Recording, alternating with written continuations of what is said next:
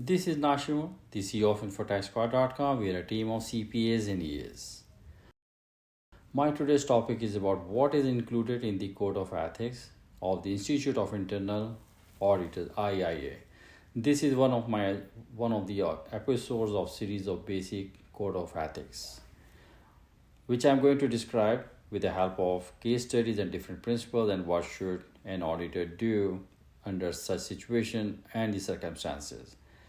Greetings to those who are connected with my channel and greetings to those who have been using InfoTaxPart.com for their business needs for years and years. I request attorneys, tax preparers, taxpayers, entrepreneurs, students, economists, and the most important, politicians who create laws to subscribe to my channel to receive the most up-to-date and accurate tax information to enhance their knowledge.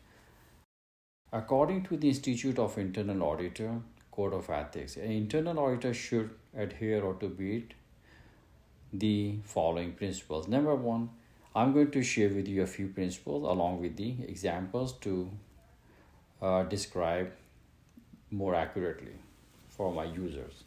Internal auditors should demonstrate integrity by working honestly, diligently, and responsibility and observing the laws and making disclosure as required by the law and profession. For example, the company could benefit from an error discovered by an internal auditor in the financial statement. In order to ensure transparency and accuracy, they report the error rather than ignore it. Number two, internal auditors should exhibit the highest level of professional objectivity when gathering, evaluating, and communicating information.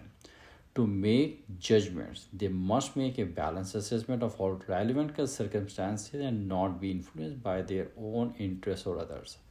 For example, the department where their close friends work is being audited by an internal auditor. They make sure that their personal relationship is not a factor in their assessment and report finding objectively. Internal auditors should respect the value and ownership of information they receive and should not disclose information without appropriate authority unless there is a legal or professional obligation to do so. For example, an internal auditor discovers sensitive information about a potential merger. They ensure that this information remains confidential and only share it with authorized individuals outside of the audit team. To perform internal auditing services, internal auditor must possess the necessary knowledge, skills, and experience. For example, to stay in line with industry standards and best practices, internal auditors regularly update their skills through continuing education and training.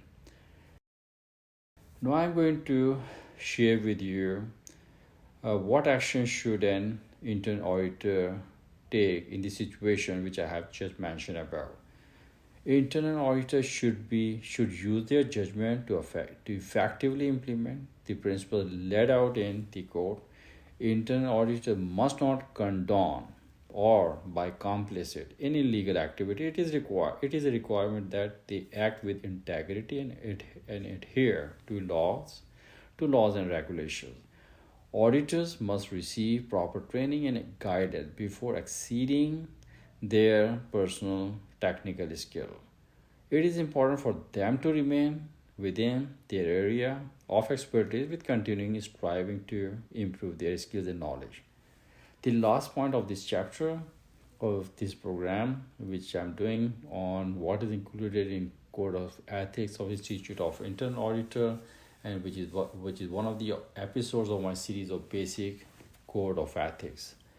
Internal auditors are obligated to use the competency principle, but it needs to be balanced with all other principles of the Code of Ethics to establish and maintain trust.